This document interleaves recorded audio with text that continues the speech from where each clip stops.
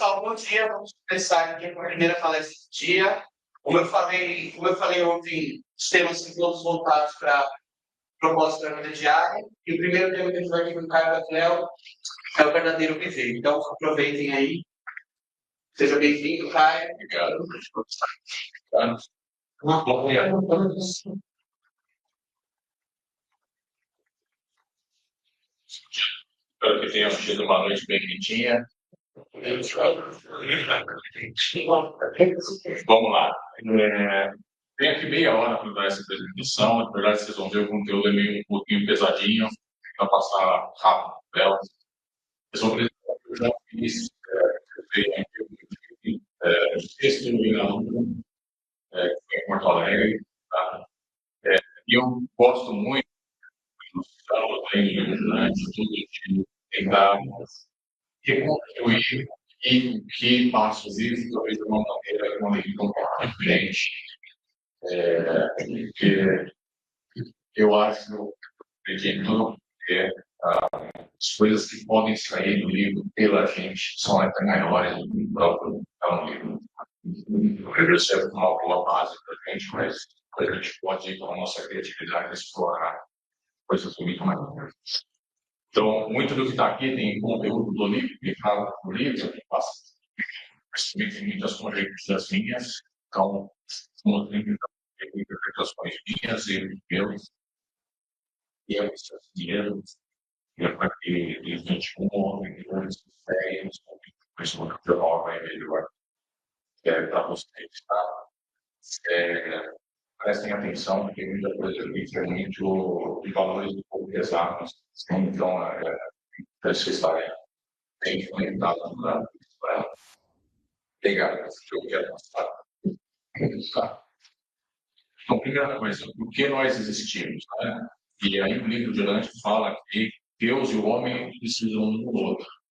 Eles são necessários para a realização dessa experiência do destino divino e finalidade do universo. Tá? Então, no livro de Dante, vocês veem todo o livro, toda a história, uma parte maravilhosa aqui no livro a respeito à razão desse pedaço do universo existir e da nossa criação existir. Tá? Tem várias maneiras da gente ler isso, mas a maneira que eu tenho hoje, tá? Que eu entendo, que foi tentado passar no livro, é o seguinte: tem um pedaço do universo criado perfeito, tem um pedaço do universo criado inacabado, perfeito. Tá? E a gente é nessa natureza do pedaço do universo imperfeito, acabado. E por que ele foi criado assim? Existe uma carga potencial de conhecimento que só é possível ser adquirido na perfeição. Você faz a perfeição. Né?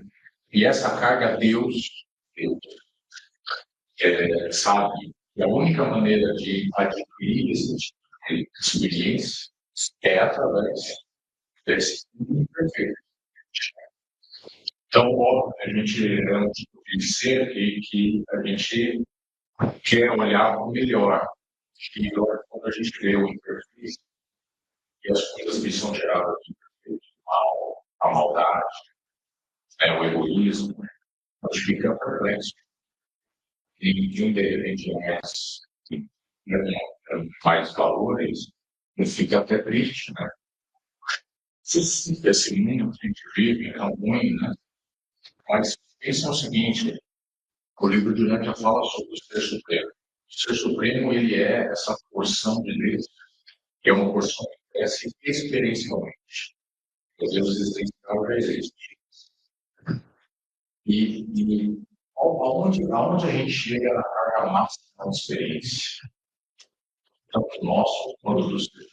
E aqui vocês veem que o grupo de finalidade dos seres humanos fala, eles são como se fosse uma parte dessa realização do Supremo. Certo? Do Supremo é esse Deus que procura a perfeição para a perfeição.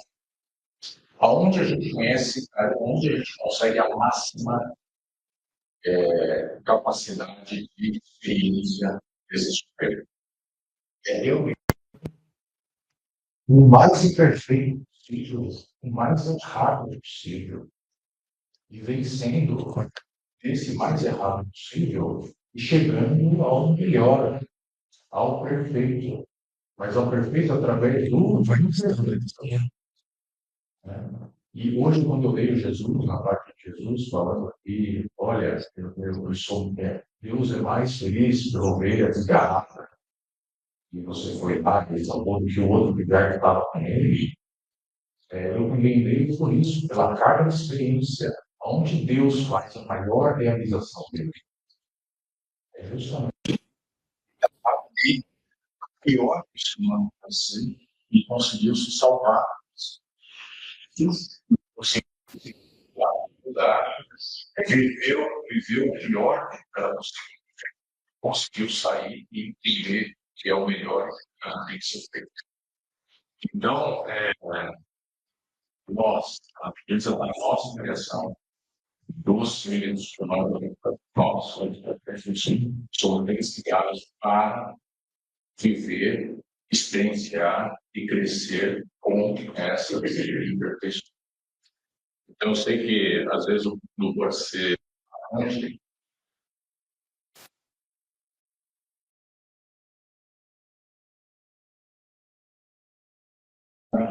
viu.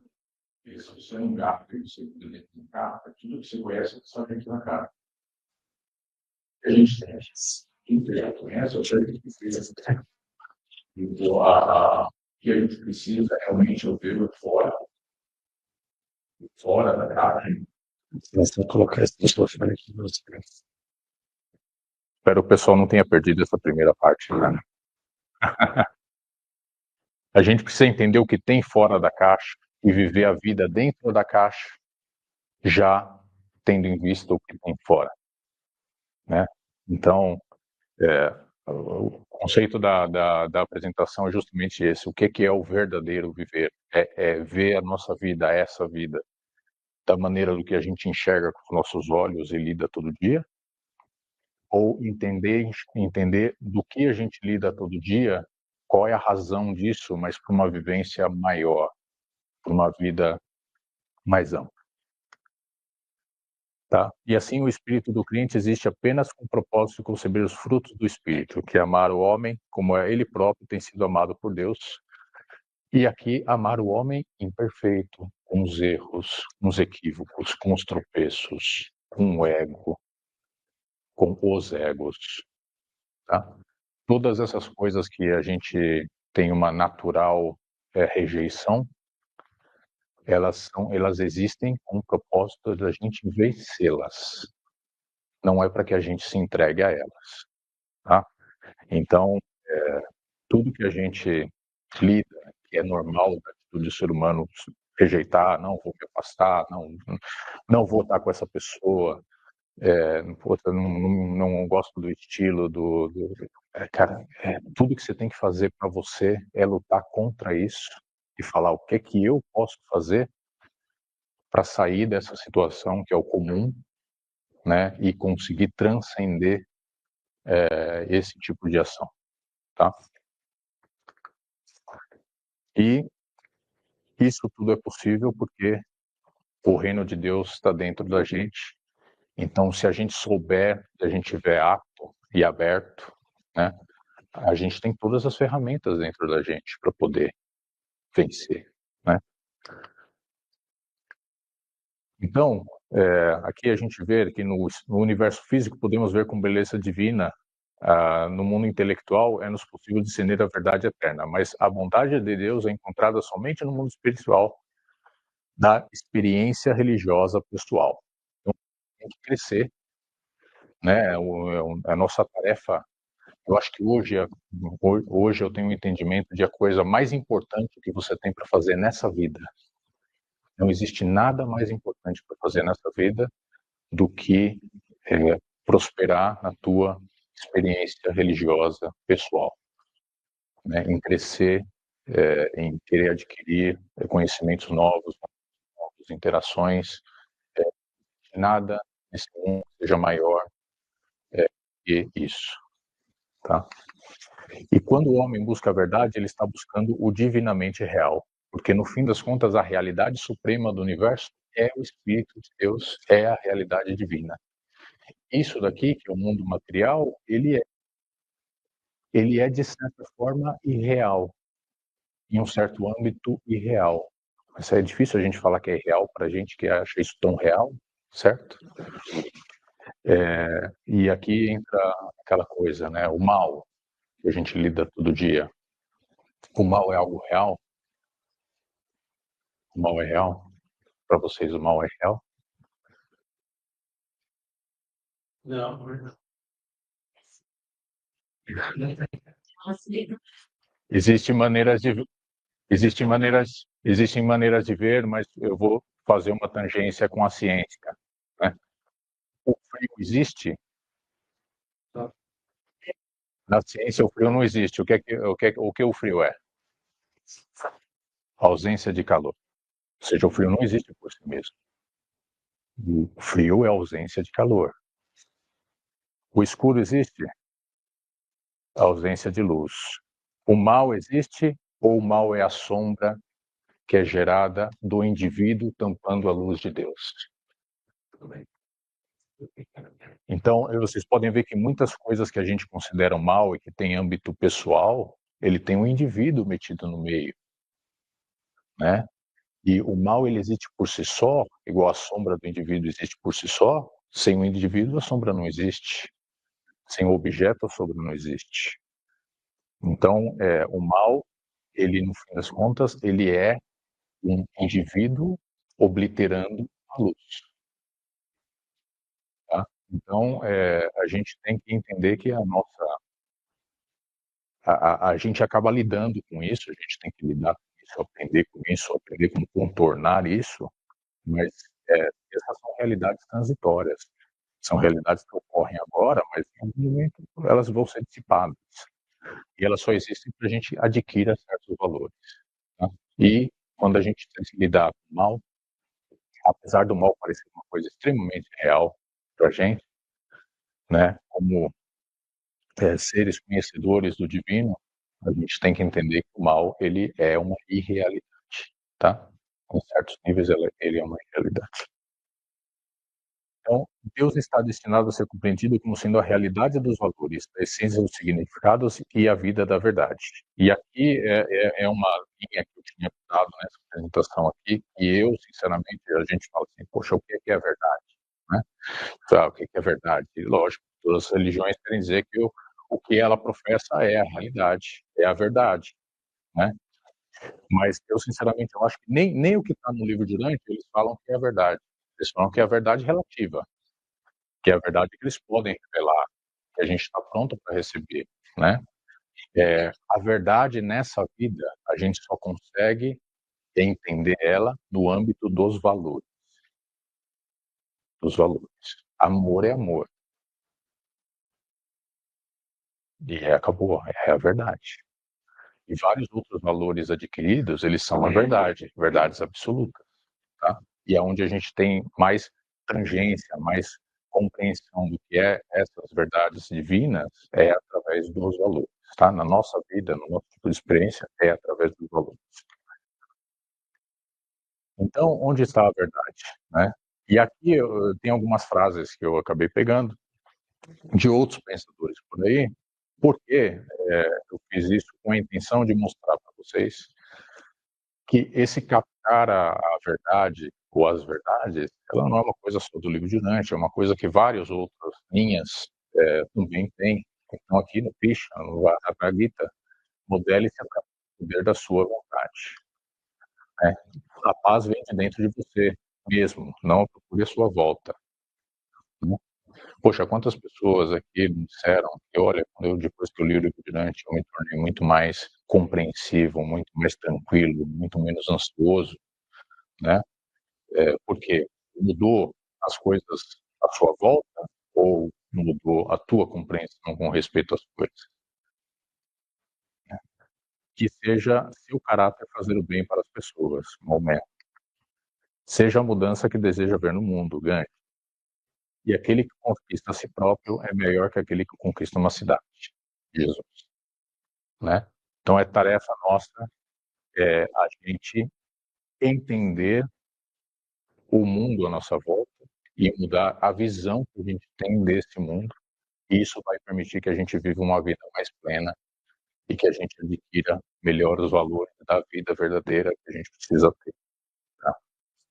E apesar de tudo isso aqui é muito aplicável a gente, eu não acredito que isso seja uma coisa só dessa vida aqui, só dessa vivência. Tá? Lembrem-se que a gente está num sistema imperfeito, num universo imperfeito. Então, tem grupos de socialização em todo o esquema de ascensão. Poxa, você tem grupos de socialização que a gente precisa entender como a gente trabalhar melhor em equipe. Poxa, quer dizer que certas coisas não vão estar abolidas quando a gente sair daqui. Realmente o nosso ego ainda vai existir, a gente ainda vai ter situações que a gente vai querer estar certo e o outro está errado. Isso evita que eu possa fazer uma colaboração efetiva para exercer um trabalho, para uma coisa que é maior, né? Então, eu sinceramente acho que isso tem a ver muito mais com valores divinos, que tem mais além dessa vida do que simplesmente nessa vida. Tá? Então, aqui tem aquelas partes maravilhosas do Rodin, né? Que ele fala do viver moderno, quanto mais complexa a civilização, mais rápidas as mudanças dos hábitos sociais, mais complicada será a tarefa do desenvolvimento do caráter. Se a evolução da arte de viver fracassar, a humanidade reverter-se-á rapidamente a condição simples de urgência na sobrevivência, a busca da satisfação dos desejos presentes. E no mundo materialista que a gente vive é muito isso, né? As pessoas estão buscando o seu conforto, né? E com isso elas acabam não tendo tempo para se desenvolver espiritualmente, para desenvolver uma melhor interação com o seu par, os seus pares. A gente hoje, inclusive, que tem uma vida muito de internet, de coisas superficiais, onde todo mundo é lindo no Facebook, né? É muito fácil você lidar com esse mundo, mas e o mundo real, que tem dificuldades reais, né? Esse que a gente precisa estar, né? Os animais conhecem apenas a urgência cega e instintiva. O homem é capaz de transcender esses ímpetos de função natural. Os animais nada se perguntam sobre os propósitos da vida e, consequentemente, nunca. O ser humano sempre pergunta sobre os propósitos da vida. Depende do ser humano, mas mesmo que ele não se pergunte, ou ele acha que ele não se pergunte, ele se preocupa. Tá? Até quem fala que não interessa nada disso, etc., de repente a pessoa está angustiada, né? Por quê? Porque ela tem uma necessidade de saber qual o propósito dela, mesmo que ela tenha dificuldade em expressar isso, né? O homem tende a cristalizar a ciência, a formular a filosofia e dogmatizar a verdade, mas porque é mentalmente preguiçoso, porque tem que ajustar as lutas progressivas da vida e, ao mesmo tempo, também tem medo terrível do desconhecido. O homem natural é lento para dar início às mudanças dos hábitos de pensar e suas técnicas de viver. E a gente sabe, na nossa vida, que muitas pessoas só vão mudar o modo como elas pensam, o modo como elas agem na vida, com grandes crises. E isso, para mim, hoje parece uma ferramenta que existe dentro do nosso universo para, cara, acorda aí. Acorda, a vida não é isso que você está vivendo. A vida é outra coisa, tá? E, infelizmente, é isso. Você vai ter que passar grandes crises, tá? Eu costumava falar desde criança, inclusive desde antes de ler o livro de Urântia, que eu sempre achei que a nossa vida natural é normal. Você tem amizades e você tem inimigos, né? Todos nós temos, né? E o ideal é você sair para a rua e ter inimigos verdadeiros e lidar com esses inimigos verdadeiros. Porque se você tentar se proteger do mundo, sua cabeça foi feita para lidar com essas ameaças, com essas coisas. E se você não tiver inimigos verdadeiros, você vai ter inimigos imaginários. E os inimigos imaginários, eles são muito piores que os verdadeiros. Muito piores. Então, vamos sair, né? Se a gente está em casa abatido por algo, vamos movimentar, vamos lidar com o mundo real, porque os inimigos da nossa mente podem ser piores do que aqueles que a gente encontra fora. Tá? E aqui tem aquela parte maravilhosa também que diz, né, dos valores que a gente precisa adquirir como seres imperfeitos que a gente tem, e a gente vai entender que coragem, altruísmo, esperança, fé e amor são adquiridos realmente pelos contrários deles, né? Então, coragem é pelas dificuldades, decepções. É o lidar com dificuldades, decepções que vai te fazer você exercitar essa coragem e adquirir esses valores de coragem. Altruísmo, através de lidar com desigualdade social, né? Lidar, poxa, o que eu posso fazer no meu âmbito, né, para melhorar isso. Esperança é lidar com incertezas e incertezas, né? Seguranças e incertezas. Fé, lidar com grandes dificuldades, e a gente vê muitas vezes a pessoa desperta da fé quando entra com uma grande dificuldade na vida, né? E o amor a gente adquire lidando com um mundo cheio de erro e falsidade, tá? Então, toda vez que a gente vê isso, e é natural que a gente, né, isso repele a gente, o que Deus está querendo da gente não é isso, é que a gente lide com isso, tá? Então, realmente uma desconstrução, uma reformulação do pensar, para que a gente tenha a nossa postura mudada com respeito às dificuldades que a gente encontra. Então, outros valores, né, idealismo. Então, idealismo vai ser gerado através da relação com um mundo com bondade e beleza relativa, né? Então, o seu eu aspira por uma bondade e beleza suprema, né? E você vê que aquilo que você lida não é, né? Então, você cria ideais. Lealdade, né? Através de traição, deserção, né?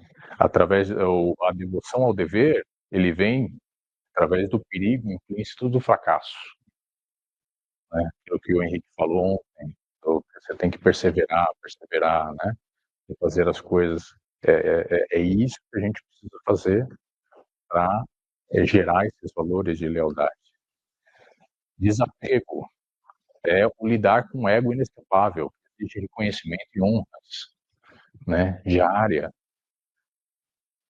O ser humano mesmo, e o nosso tipo de criação, de realidade, ele aprende muito bem por contraste, tá? Inclusive isso é dito no livro em algumas partes do livro. A gente aprende por contraste. A gente precisa ter o lado oposto, lidar com o lado oposto para adquirir o valor, né, máximo que está no outro lado, do lado do bem. Prazer, né, o desfrutar do prazer real, né? A gente precisa lidar com dor e possibilidade de sofrimento, tá?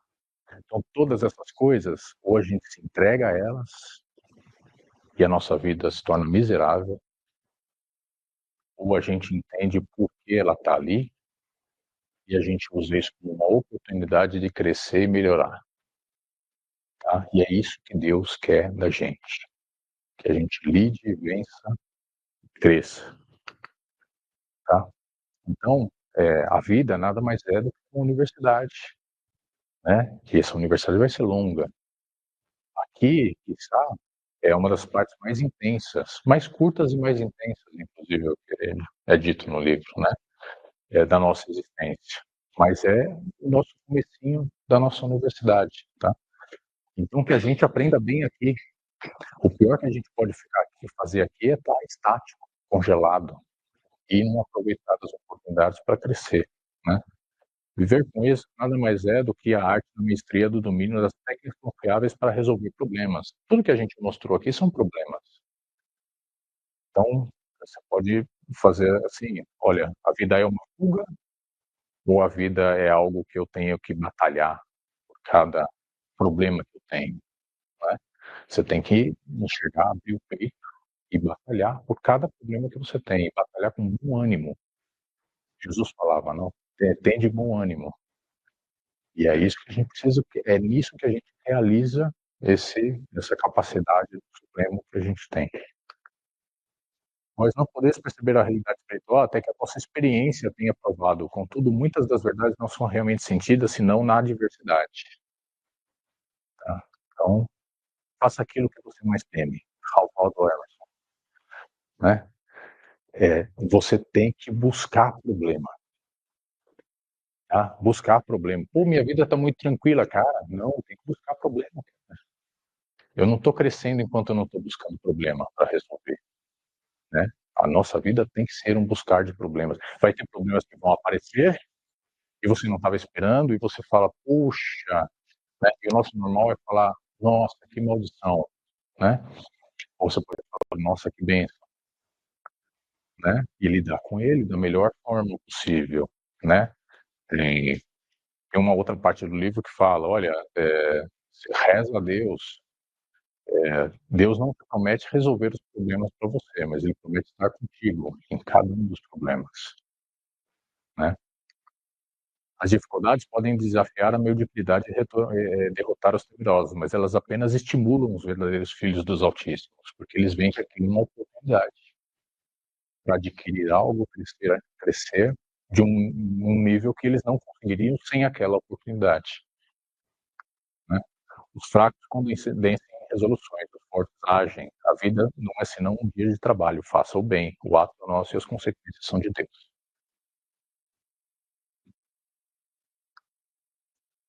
Bom, e a gente fala, poxa, legal, e a gente está sozinho nessa batalha, que é uma batalha diária, uma batalha difícil, é muito fácil de sucumbir, né? E as dificuldades, elas existem em diversos níveis, e vários níveis que parecem insuperáveis, né? E, poxa, e Deus, a gente às vezes fala, Deus não ajuda. Poxa, eu rezo e Deus não ajuda, né? Deus deu um monte de coisas para te ajudar. Ele te deu a tua personalidade, que é originária dele. Ele te deu a tua mente. O Espírito Infinito é a origem de todo o intelecto que a gente tem. Não é teu. É uma ferramenta que foi te dada para você usar e usar bem. Para quê? Para lidar com essas coisas, né? O Espírito, condutores cheios de amor, são os vossos guias seguros e certos em meio às névoas escuras da incerteza da vossa vida e carreira terrena. São os instrutores pacientes que, com tanta constância, impulsionam os sujeitos à frente nos caminhos da perfeição progressiva. Eles são os custódios meticulosos dos valores sublimes do caráter da criatura. A criação te deu um monte de ferramentas, te deu uma caixa de ferramentas. Você nasceu nesse mundo com uma caixa de ferramentas. A gente tem que saber usar essas coisas ao nosso favor. A gente pode usar isso para destruir a nós mesmos, como a nossa mente pode ser maldosa quando a gente deixa, né? Como o nosso caráter pode ser ruim quando a gente não desenvolve ele, ou a gente pode entender essas coisas como ferramentas e utilizá-las através de um guia, ao tirar melhor proveito delas para poder vencer as dificuldades da vida, né? Em cada mortal existe uma natureza dual, a herança das tendências animais e o elevado impulso do dom do espírito. Existe realmente dentro de nós uma conspiração de forças espirituais, uma confederação de poderes divinos, cujo propósito exclusivo é efetivar a vossa libertação da escravidão material e das limitações finitas, né? Então, é tudo com a gente. Deus deu tudo para a gente. A gente também tem um livre-arbítrio. A gente pode ignorar tudo isso, usar isso do jeito que a gente queira, né? Inclusive para fazer mal a nós mesmos, né? Ou aos outros. Ou a gente pode usar isso para realização suprema da criação, né? Que é o propósito do que a gente veio fazer nesse mundo, né? E aqui a gente precisa tomar alguns cuidados, porque tem certas coisas que podem contaminar a gente nesse processo, né? Então, impaciência, que é uma coisa que eu tenho certeza que todo mundo lida diariamente, né? Ele é um veneno para o espírito. A raiva é como uma pedra tirada num ninho de vespas, né? Impaciência, raiva, é uma coisa que é muito normal, qualquer pessoa pode ter, em qualquer nível de educação, dos mais educados, inclusive até muitos, né? E do mais inculto. A questão é, o que é que você vai deixar dominar por isso ou você vai trabalhar com isso? A ansiedade, né? Ela deve ser abandonada. As decepções mais difíceis a serem toleradas são aquelas que nunca chegam, né? Então, poxa, que a gente fica tão ansioso em tantas coisas, né? Às vezes minha esposa diz que eu sou uma bomba, porque eu sou ansioso para as coisas. Vai acontecer algo, ela fica, vai acontecer, né? Vai acontecer daqui a um ano. Ela já está, né? E eu falo, ok, legal. Quando chegar lá a gente vê, né? Para que ficar ansioso, né? E essa ansiedade eu sei que é algo normal, eu sei que é algo que vem sem a gente controlar, tá? Mas quando ela vier, a gente tem que entender que ela está ali para que a gente trabalhe ela, para que a gente controle ela, né? Não se deixe vencer por ela. Vós, muito frequentemente, e até em demasia, frustrais as vossas mentes pela insinceridade, e as desformais pelas intenções incorretas. Vós as sujeitais ao medo animal e distorceis pela ansiedade inútil. Inclusive é dito no livro que os anjos pessoais, né, eles não entendem os medos e as ansiedades dos seres humanos, porque é algo que não é da natureza deles, eles ficam perplexos. Né? Como a gente se auto-sabota? A gente tem o poder de se auto-sabotar. E a gente, se deixar, se sabota, sozinho. Né? Coloca a pedra e tropeça. A gente mesmo. Poucas pessoas vivem à altura da fé que verdadeiramente possuem. O medo irracional é uma forma intelectual madrasta, praticada por um mortal em evolução. E a gente tem, por mais educado que seja o ser humano, todos são cheios de medos irracionais. Tá? Muitos deles vêm por nossa criação. É lógico que a gente está numa sociedade que tem crenças, que tem, né, coisas que a gente é ensinado que são, né, é sorte, olho gordo, né, e todas essas coisas, e a gente, logicamente, acredita naturalmente nelas, porque a gente foi ensinado a acreditar nelas, né? A gente deve aceitá-las ou a gente deve transcendê-las, né? Porque são coisas que são irreais, no fim das contas. Então, o outro é quando vós vos sentis importantes, vós perdeis energia através do desgaste da dignidade do ego. E desse modo, a energia sobra para fazer o trabalho. Dar-se muita alta importância e pouca importância ao trabalho exaure as criaturas imaturas. E é o elemento do ego que exaure, não o esforço para realizar. Vós podeis fazer um trabalho importante se não vos atribuíres alta importância excessiva. Podeis fazer várias coisas tão facilmente quanto fazeis uma só se deixasseis vós próprios de fora. Tá? E normal, é claro, a gente é orgulhoso. Inclusive, quando a gente faz um trabalho, a gente é orgulhoso do trabalho que faz, né? Mas a gente precisa reconstruir isso, tem que sair do orgulho pessoal, que hoje é uma exaltação desse ego, para ter foco na importância do trabalho que a gente está fazendo, não do ego, tá? Senão é isso, a gente vira esgotado, né? O trabalho esgota a gente, tá? Então existe maneira de fazer muito trabalho sem ser esgotado. E para isso precisa ter um certo atenuação do ego, tá? Eu não falo assim anular, porque anular não sei se vai ser possível, mas atenuar, abafar é importante, é um trabalho perfeito. As forças da natureza fazem todo o trabalho, mas devido à ilusão, uma pessoa ignorante supõe-se que é a si mesma como executora. Bom, se sua personalidade foi dada a você, seu intelecto foi dado a você, as influências, né, das coisas foi dada pelos espíritos mestres, o ajustador te guia nas suas realizações. Por que você acha que você é o merecedor de todo o o mérito de ter feito as coisas. Você simplesmente foi um bom coordenador disso e executou para um trabalho e uma glória maior, a glória de Deus. Tá? Então, a gente tem que entender essas coisas como você é só um instrumento, nós somos instrumentos para essa realização. E a partir da hora que a gente está criando algo novo, que maravilha, é uma experiência nova para o todo que a gente está criando.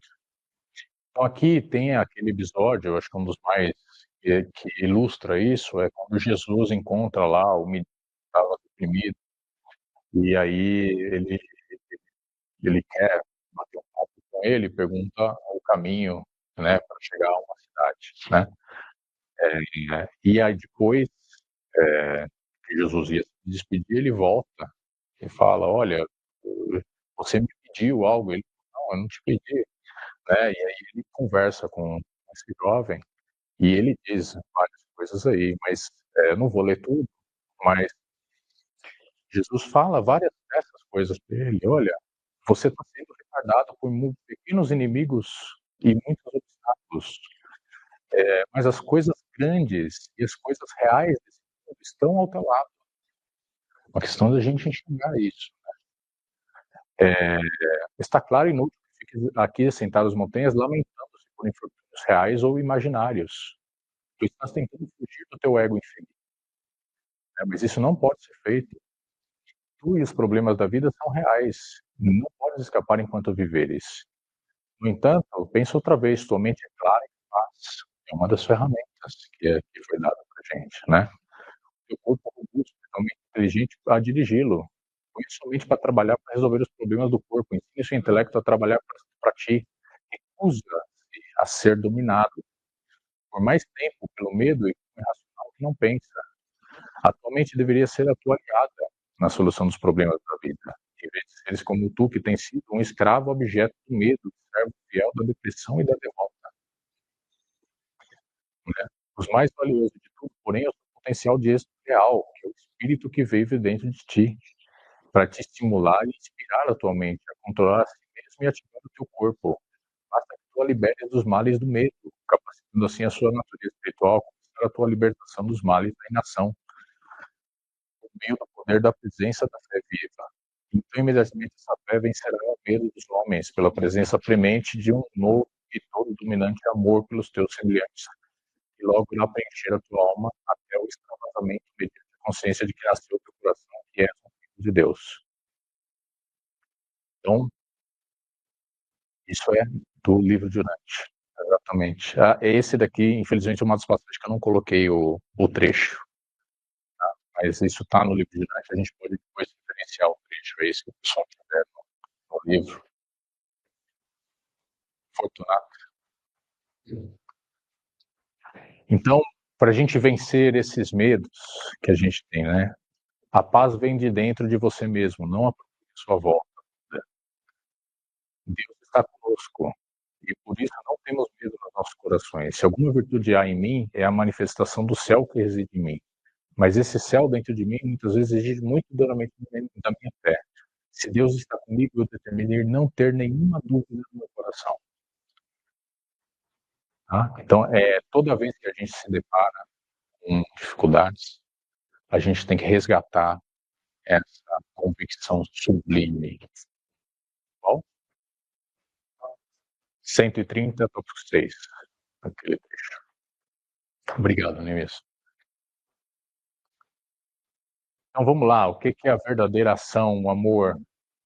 De fato, não podeis amar os vossos semelhantes por um mero ato de vontade, mas apenas de uma compreensão energética dos motivos e sentimentos do próximo.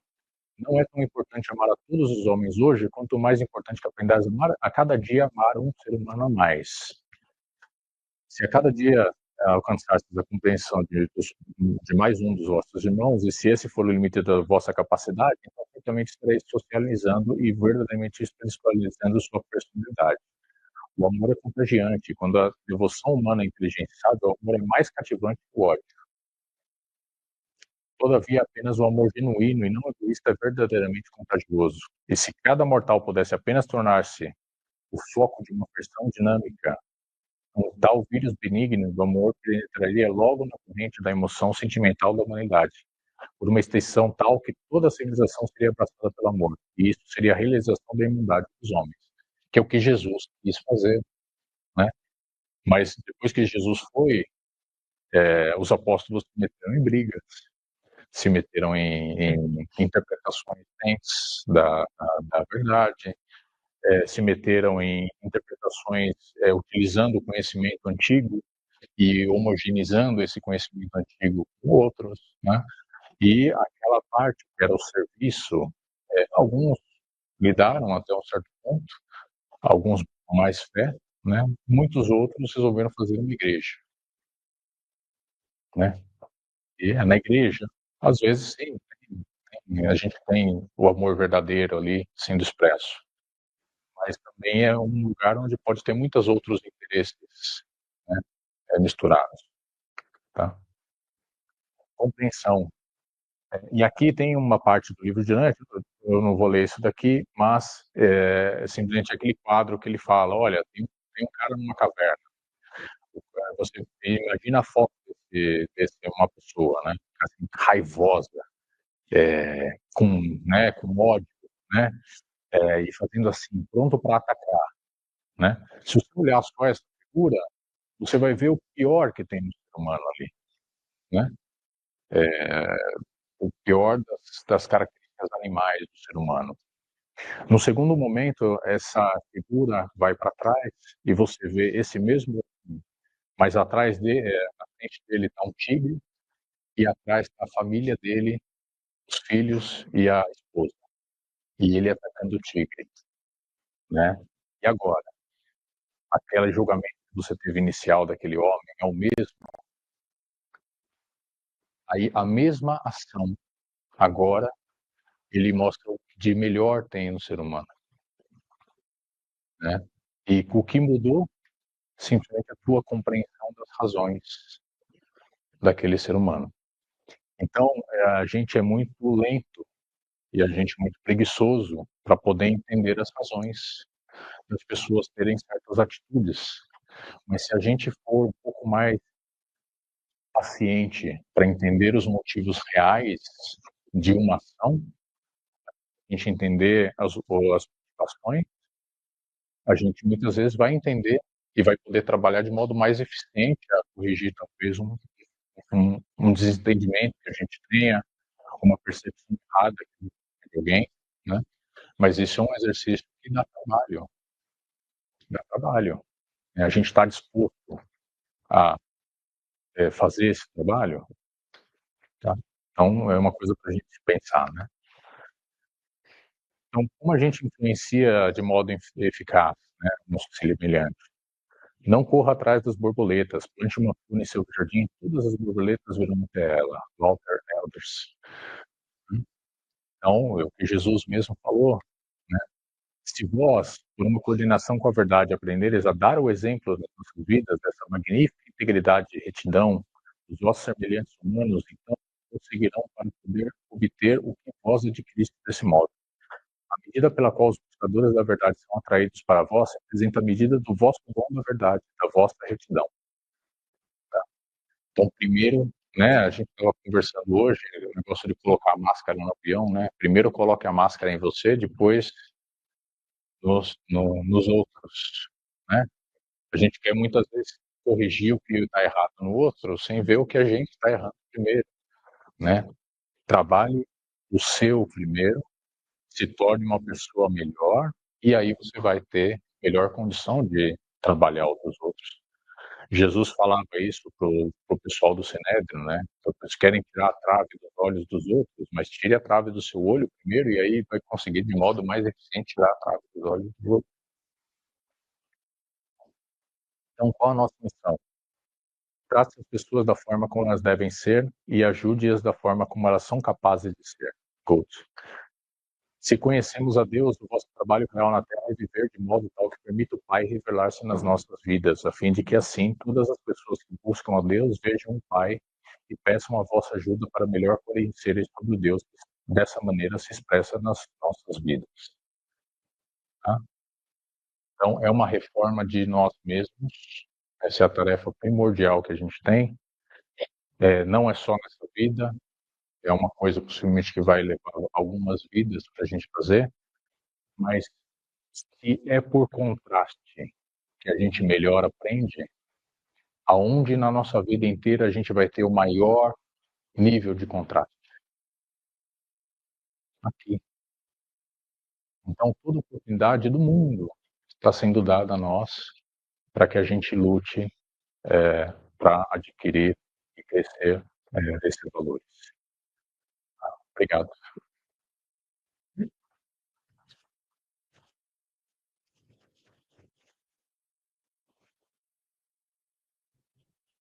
Ok, você falou de procurar problema, né? Aquela passagem de Bob, Jesus fala isso aqui, ó. Poderias fazer grandes coisas, já precisados aí até onde as coisas estão para serem feitas. Exato. Procurar problema. Isso aí. A gente tem que acordar todo dia e falar assim, pô, minha vida está muito tranquila, né? Aquela história, tem um pastor com cabelo branco, assim, esqueci o nome dele, barba branca, ele conta a história de Adão, vocês já viram? Essa daí é uma piadinha, mas assim, ele fala assim, olha, Deus criou Adão, colocou Adão no paraíso, né? E Adão ele era um homem sábio, era um homem pleno, ele era feliz, ele era tão pleno, tão sábio, que ele deu o nome para os animais com a cara que os animais têm. Você olha para uma vaca, a vaca tem cara de vaca. Você olha para o macaco tem cara de macaco, né?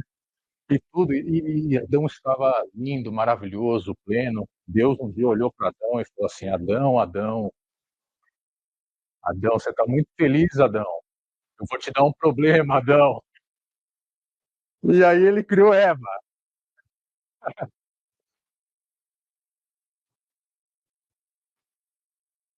Por favor. Obrigado. Posso tirar?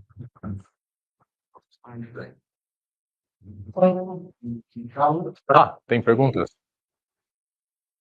Por favor.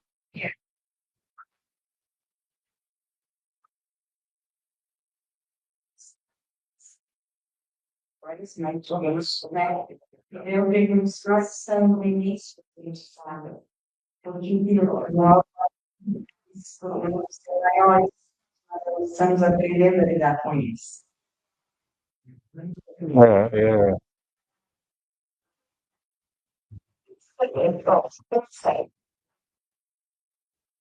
bom, eu também acho que Deus não dá cargas maiores do que a gente pode suportar, tá? Participo da criação dos meus filhos e sempre achei maravilhoso a inteligência de Deus em ter criado a criança pequena, gordinha, rechonchuda, de modo que uma criança está aprendendo a andar, ela é leve, e se ela cair, ela não vai quebrar um osso, ela vai cair, vai se assustar, vai ter capacidade de levantar e seguir, né? Vai bater a cabeça, então ela não tem peso suficiente, nem a cabeça dela peso suficiente para fazer um estrago né, e ela vai conseguir se corrigir, né? E conforme a gente vai crescendo, a gente vai se dando mais riscos, mas os riscos, e o dano que esse risco pode ocasionar, ele sempre está mais ou menos equalizado com a tua capacidade, e a capacidade de que esse dano não seja um dano fatal, né? Coisas são acidentes que são fora da nossa própria gestão, da gente cair, etc. E foi algo externo, sim, esses têm.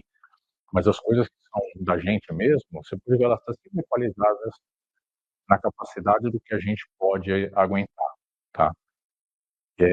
Minha leitura é que tem essas dificuldades que parecem ser intangíveis, né, para a gente às vezes pode pensar que, olha, eu falo nem da gente aqui, que a gente está bem, né? Tem pessoas que estão em situações terríveis, né?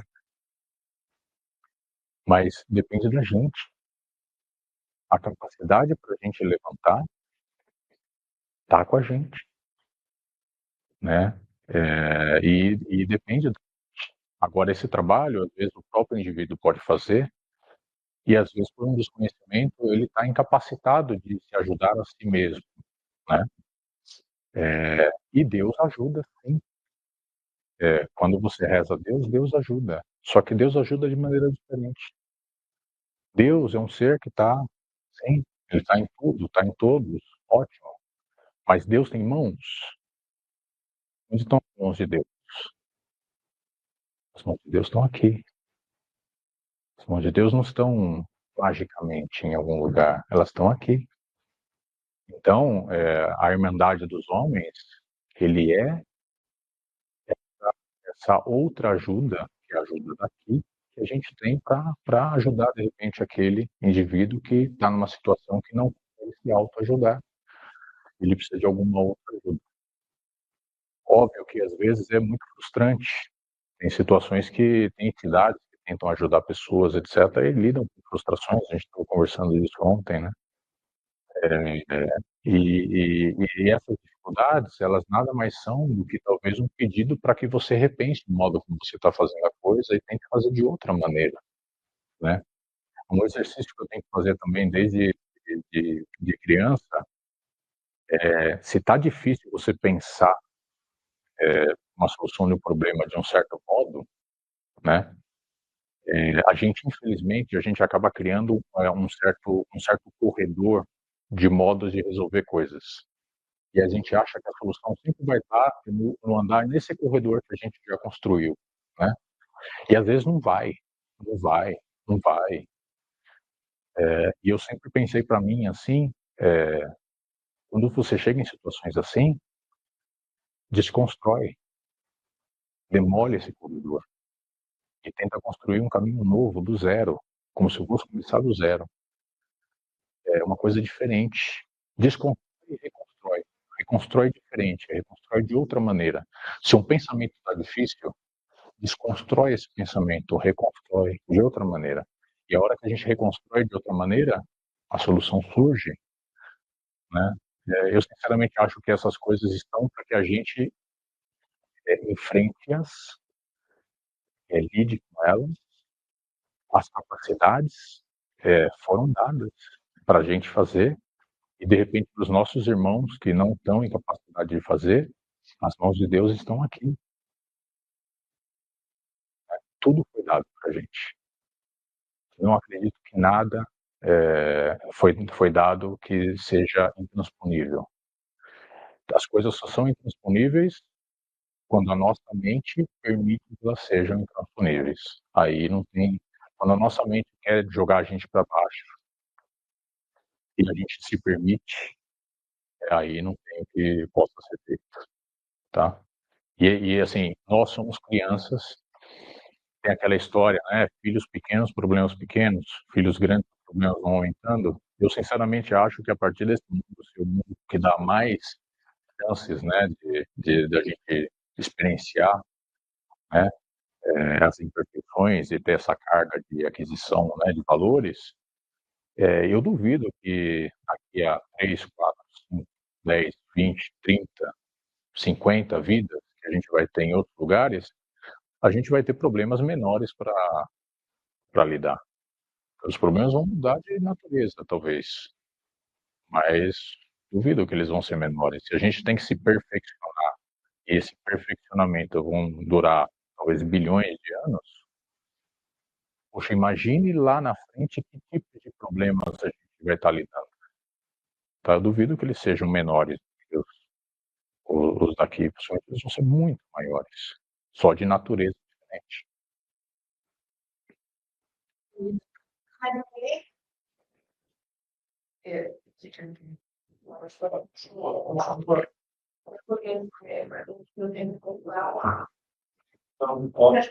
Pode, polêmica, é ótimo, polêmica.